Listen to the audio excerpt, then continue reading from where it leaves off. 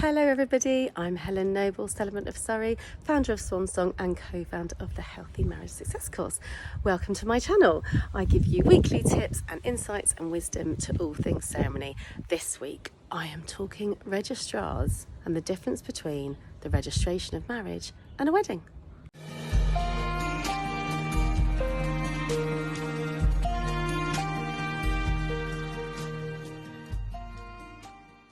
So I have spoken about this lots, but it's still so confusing to so many people, and it is still so hidden by the registrars, by the venues, and it's not necessarily actively hidden, it's just not made easily accessible. And that is because from a business point of view, if the registrars don't do your wedding, it's not so money making for them. And I don't mean that to sound mean. It's just the council want to have income. They want to do good work, I hope. And one of the channels to do that is providing a service, because people do want to get married at their wedding. Fair enough. They are legally binding. They belong to the council. They need to be absolutely equal across the board, and therefore it does need to be absolutely controlled throughout the land. The downside of that means pretty much every ceremony will be the same, because there will be a script. There is a bit of choice. You do get, choose A, B or C of the scripts, but that is only done in the conversation 15 minutes before your wedding.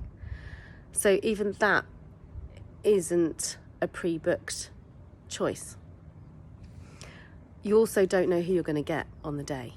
The person who you went and registered your notices with won't necessarily be the person that's on duty that day.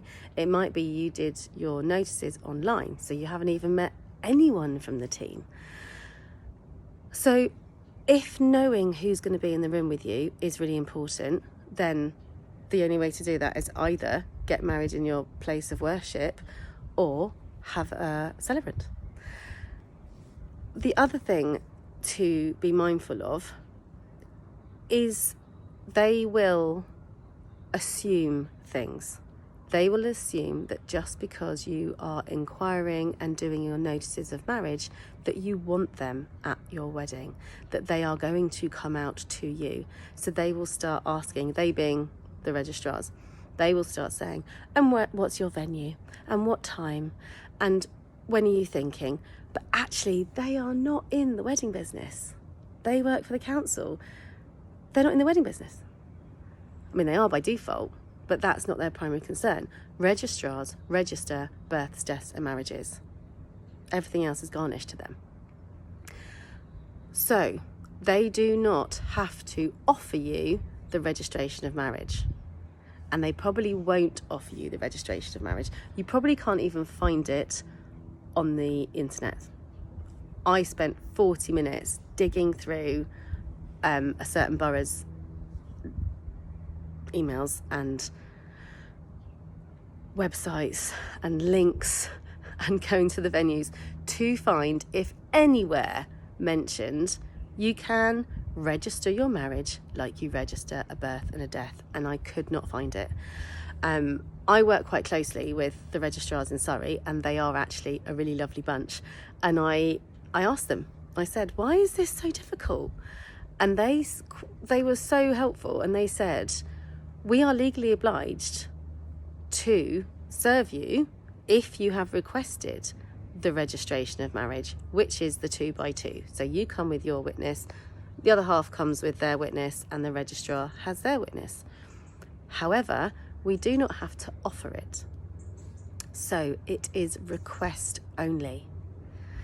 The other thing to look out for, again, because it's on assumptions, and because from a business point of view they want it to work for them, you don't necessarily get the choice of the venue within the borough of where you want to do your registration of marriage.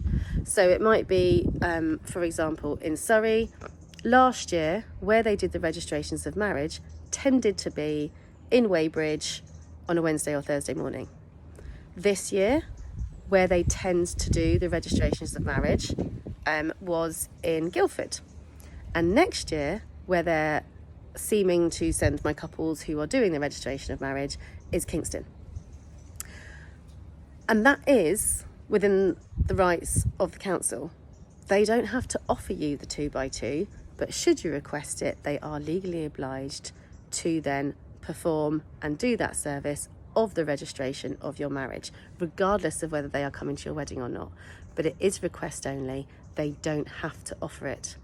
You also then get told where in the borough you're going to do it. Some boroughs, you get the choice. It'd be like, well, you can do it in Guildford on this day and in Kingston on this day, and then you get a bit of choice. But that is council dependent.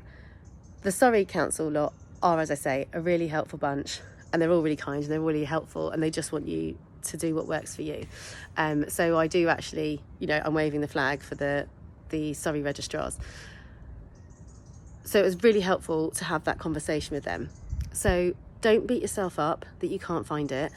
It's not there. Don't fret that you're misunderstanding it.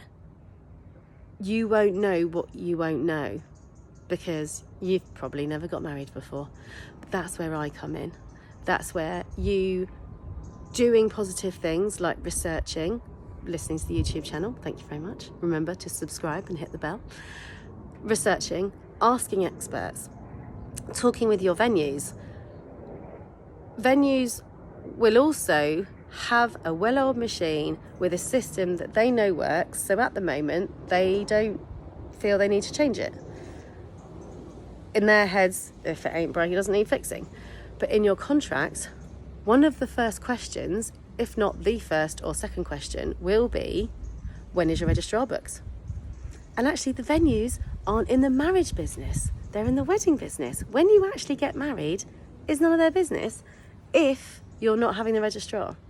But again, they will assume the registrar's coming out because that is how they run their day, because registrars will have bookings on the hour, say noon, 1, 2, 3, 4. Some councils will have bookings at the half hour. You will not be able to get a booking at, say, 1:15 because the registrars have a multi amount of venues to go and see on that particular Saturday in that particular month, and there are only so many registrars.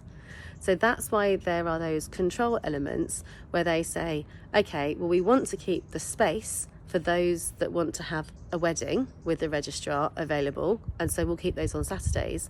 So actually by default, the places where you can have the 2x2 registration of marriages will be the places where they won't necessarily hire out for a wedding.